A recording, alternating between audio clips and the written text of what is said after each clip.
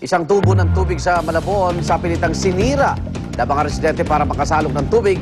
Mula sa Malabon may live report si Dante Perelio. Dante. Yes, Igan, pasado alas 3 nga kaninang umaga nang madaanan natin ng kumpol ng mga taong di magkamayaw sa pagpila dito sa may MH Del Pilar sa Tenejeros, Malabon City. Nagsugura ng mga tao dito matapos sirain at buksan ng ilang residente ang dalawang nakalitaw na tubo ng Maynilad mula sa ginagawang pipeline. Ayon sa mga taga rito, mahigit isang linggo nang walang tulo ang kanilang mga gripo. Pero wala naman daw nagrarasyon sa kanilang lugar, kaya wala na raw silang magawa kundi pakialaman ang linya ng tubig. Kahapon pa raw sila nag-umpisang kumuha ng tubig dito. Samantala, Igan, sa dami naman ng mga taong gustong mauna sa pila, hindi na iwasang magkaroon ng pagtatalo. Bukod rito, nasakop na rin ng mga tao ang bahagi ng kalsada dito, kaya bumibigat ang daloy ng trapiko ngayon dito. Igan, yan muna ang latest mula dito sa Malabon City. Balik sa inyo dyan. Maraming salamat, Dante Perelio, nagulat live mula sa Malabon. Pangulong Noynoy, inisa-isa ang report ng bawat departamento sa cabinet meeting bilang paghahanda sa kanyang SONA sa Lunes.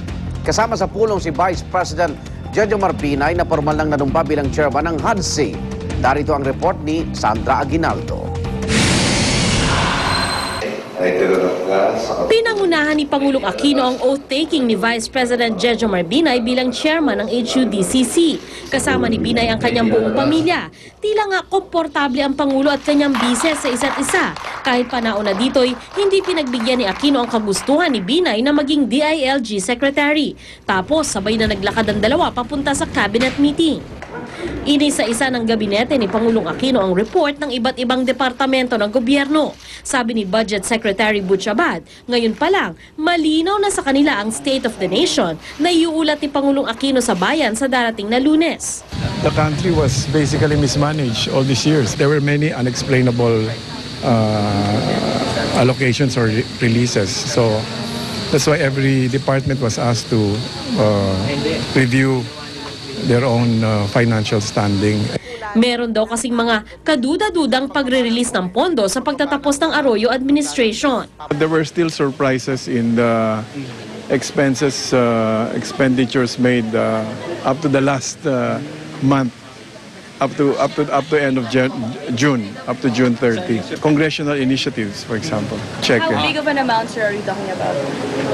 Well, these are in the billions. Binisita naman ni U.S. Undersecretary for Political Affairs William Burns ang Pangulo. Bukod sa pagtalakay sa kampanya kontra katiwalian at kahirapan, ipinarating din ni Burns sa Pangulo ang imbitasyon mula kay President Barack Obama na bumisita sa Amerika. Para sa unang balita, Sandra Aguinaldo reporting. Mike Arroyo, balik kamera matapos payagan ng COMELEC na umupo bilang kinatawan ng Ang Galing Pinoy party list. Desidido naman ang grupong bayan na iakyat ang disqualification case sa Korte Suprema. Darito ang report ni Tina Panganiban Perez. Kinuha man ng kanyang ina ang congressional seat para sa ikalawang distrito ng Pampanga, balik kongreso pa rin si Mikey Arroyo. Pinayagan na kasi ng COMELEC si Mikey na umupo bilang kinatawan ng Ang Galing Pinoy party list na kumakatawan sa mga security guard, driver, vendor at walang trabaho. Parang one big happy family ang mga Arroyo sa Kamara. Bukod sa dating Pangulo, congressman din ang kanyang bunsong kapatid na si Dato, pati na ang kanilang tiyuhing si Iggy na kinatawan ng 5th District ng Negros Occidental.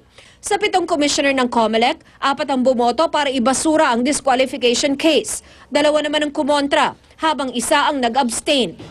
Ayon sa desisyon ng COMELEC Anbang, wala raw merito ang reklamo ng Bayan Muna at Gabriela na hindi marginalized ang anak ng dating Pangulo. Katwiran ng komisyon, he need not himself be marginalized. It's enough that he belongs to the party.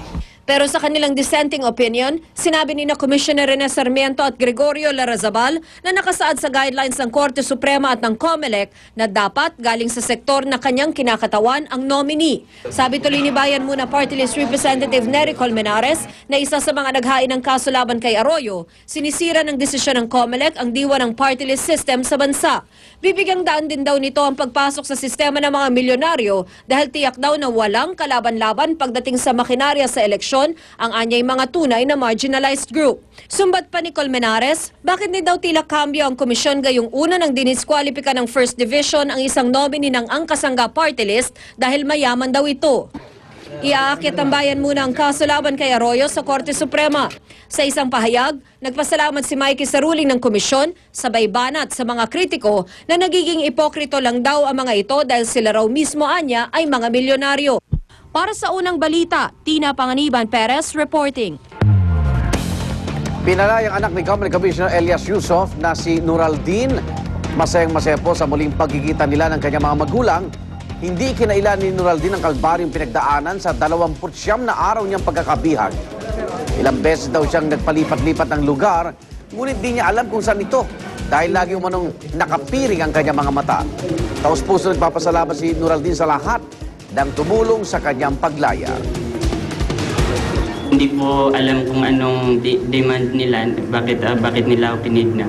Nagpapasalamat ako sa lahat ng tumulong sa pag-release ko.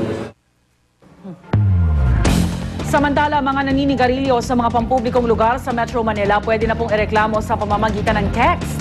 At kaugnay ng balitang yan, makakausap natin si Health Undersecretary Alex Padilla. Yusek Padilla, good morning po. Magandang umaga naman po sa inyong lahat. Yusek, ano pong numero ang kanilang gagamitin? Ite-text ho.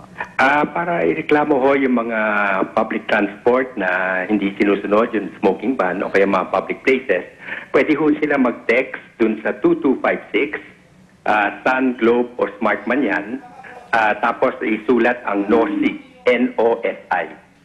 N-O-S-I. Oo. Tapos pag-text sila, babalikan sila at hihingin sa kanila yung mga establishment, kung saan, kung kailan, yung mga ganon. Mga informasyon na susundin na lang lamang nila. Okay, so seryoso na po ang DOH na ipatupad itong pagbabawal sa paninigarilyo sa mga pampublikong lugar. Ano ho bang parusa naman ang kakaharapin ng mga irereklamo? Well, meron tong parusang kriminal.